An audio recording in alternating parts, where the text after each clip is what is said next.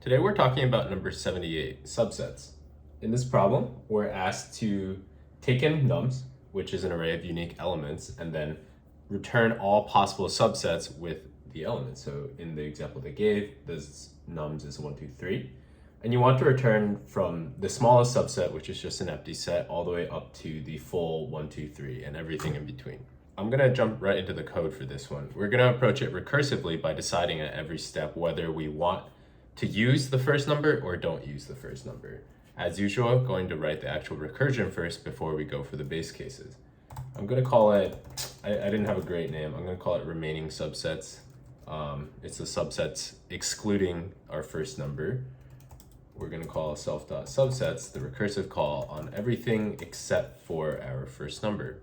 This should give us, in the example, it was 1, 2, 3. This should give us all the 2, 3 combinations. So empty set, 2, 3, and 2, 3.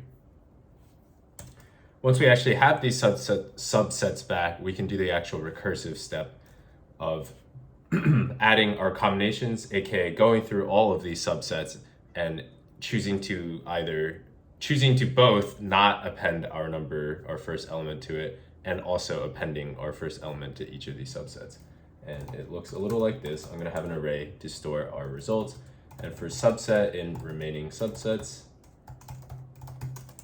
we want to attach two versions. One, we just want to attach that subset where we don't use our first number, and then we want to append a version that takes the first element in this array and adds it to that subset.